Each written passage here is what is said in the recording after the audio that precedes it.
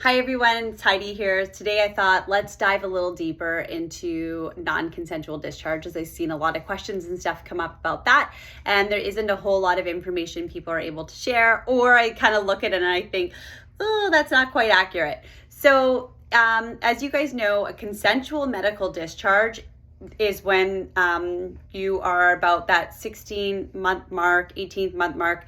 The RCMP's come to you and said, hey, you're still in 06 status. It doesn't look likely that it's going to change, and we would like you to consider to medically discharge.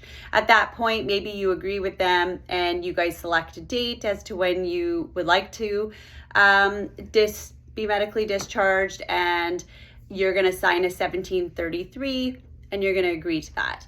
A non-consensual medical discharge is when you do not sign a 1733. So around that 16, 18 month mark, whatever it is, the RCMP has come to you and they said, hey, we think that you should consider medically discharging.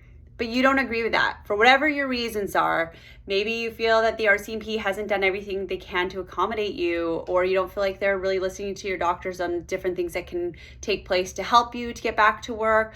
You're trying to get back to work and you need a little more time. You're gonna say, no, I don't agree to medically discharge yet. So at that point, if the RCMP feel like, no, we want to medically discharge you, it's part of the collective agreement that they have the option to non-consensually medically discharge you. So they will serve you with what's called an intent to discharge. So about that point, let's say it's the 16, 18 mark, I don't know, maybe it's 16th month mark, that you've been off at an 06 status, they come to you and they say, hey, we want to medically discharge you. You say no. It takes, I think, about maybe anywhere between 2 to 4 months to serve you what they call an intent to discharge you. And in there, it could be like 500 pages, and it can say in there like all the information you've ever provided to the RCMP, your DMA, all their follow-ups with you, any of their conversations they've had with health services regarding you or your healthcare providers, and spelling out why they believe they can medically discharge you and that they've reached what they call undue hardship. At that point, so you can get served that via email, you can be called into the detachment to be served, or you can meet somebody. They're gonna ask you to probably come in to serve you this document because it's so large, and they're gonna have to fill out a form to say that they have served you, and they're gonna ask you for your badge, your red surge, your uniform, any RCMP property that you might have, and it's being taken to keep like in safekeeping, okay, until a decision has been rendered on this intent to discharge. At that point, when you bring in these items, they supply you with a relinquishment of claim form. That form, if you actually read through the entire form, it says that you are relinquishing these items. I don't know, in my opinion, are you relinquishing them, or are you just doing what you're being told because you have been advised, demanded, whatever it is, to come into the office to be served, and they're saying, we want you to have your badge and your red surge and everything.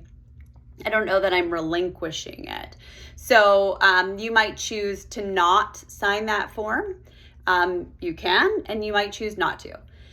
And then they're supposed to hold all these items, like I said, in safekeeping. And then you have an opportunity to write your own submissions to the decision maker based on what the RCMP has provided you in that intent to discharge, why you feel they have not reached their undue hardship. I would say, in my opinion, you should have a union member involved. I don't know that I would think just at like the base level of when you call your union members is someone who's able to help you. I would look at more up the command as to like who is a paid employee, maybe has a background in like labor law and stuff like that to assist you. The union does have lawyers and they can be hired to assist you in things like this. So maybe you have help or it's you on your own, whatever it is. You're going to provide submissions as to why you believe the RCMP has not reached undue hardship to medically retire you. At that point, it's going to go to a decision maker. I think it takes probably 30 days, 2 months, something like that, for a decision to be rendered. At that point, they can say, you're right, they haven't reached undue hardship, and maybe you're going to keep going on the path you're on, working to get back to work and getting healthy. If at that point the decision maker comes forward and they say, no, we believe the RCMP has reached undue hardship, they're going to serve you with what's called a record of decision and an order to discharge you. This again can come via email, and essentially you just open your email one day and it says that you are discharged medically from the RCMP. You still keep the same benefits that any member who agreed to medically discharge receives. The difference there is if you sign a 1733, they're going to kind of help you so there's not a lag in the financial aspect. So maybe they'll help you contact the pension center so that's all lined up, and Canada Life to make sure that you've applied, and those are all kind of together so that there's no break in pay. The pension center needs a copy of the 1733 in order to start your whole pension process. They need to know how much you make, what is the date of your discharge, how many years service you have. So when you do this non-consensual medical discharge, it just one day you get served, and then they have to wait for the RCMP to provide 1733 to state on there the pay that you make, the date of your discharge, etc.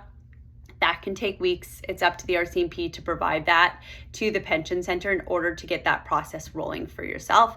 And then you would be in charge of contacting Canada Life to let them know that you have been medically discharged.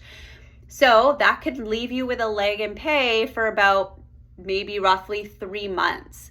Hopefully you've got some back pension coming in, but just keep in mind that you might not be getting paid for a little bit. Even though the pension center needs to wait on that 1733, when you are non-consensually medically discharged, you are not required to sign that. So they just provide it themselves. It is not signed by you. That's the important aspect of a non-consensual discharge. If you do not sign a 1733, you may appeal the decision. So you can do that in what's called a statement of appeal, RCP appeal processes, form 6437E. This states an appellant is entitled to present an appeal in writing to the Office of the Coordination of Grievance and Appeals. You're going to state on there your grounds for why you believe the RCMP has not reached undue hardship. Maybe you're going to say, I would like to be reinstated back into the RCMP, provided back pay to my discharge date, whatever it would be. Again, these are like all appeals within the RCMP. They could take years. I think there's a very big backlog. I don't know that these ones get prioritized, but I've kind of like heard gossip of people saying, I've been waiting 5 years, I've been waiting 10 years. I don't know how long people actually wait. I know I have Googled to kind of see, and I've seen cases where members have been reinstated and won that, and then other people who seem like they're still in the process. So don't really have an answer there. I did want to state to you guys that although because you handed in your badge and you handed in your red surge and all that kind of stuff is like safekeeping while they render their decision, there's a form you can fill out to make sure that you get your badge back and get it in case. I think you have to pay if you want it in case and kind of like ship back to you. And then you would also say, I would like to get my red surge back. I would actually state that stuff in writing prior to going and meeting and delivering these items that they have requested you to bring in, so that everyone's really on the same page. You're like, if I do get discharged, like I would like to get this stuff back. And as long as you're within good standing in the RCMP, they will let you keep that for ceremonial purposes, and they will encase your badge. Okay, so I hope that this answered any questions that some of you may have. Again, I can't speak more to the fact that I think if you're at this state, you should be dealing with a union and asking for assistance, possibly with a lawyer, to help you battle this. If you are doing it alone, I know that this can be a very lonely, long process. And I wish you the best of luck in it. If you guys have any questions, that you think I might be able to answer regarding this, please throw it out on here and I will do my best to get that back to you. But I believe we can only get healthy and help one another if we are willing to talk about these incidences and things that are going on. If we all just keep scared and don't say anything or don't share, we're leaving everybody else in the dark, and it's not helpful to all of the fellow membership of everyone. You got to help other people, right? Just like you would want to be helped if you were in this process. So anyways, stay healthy, everyone, and have a great day. And hopefully you guys found this helpful.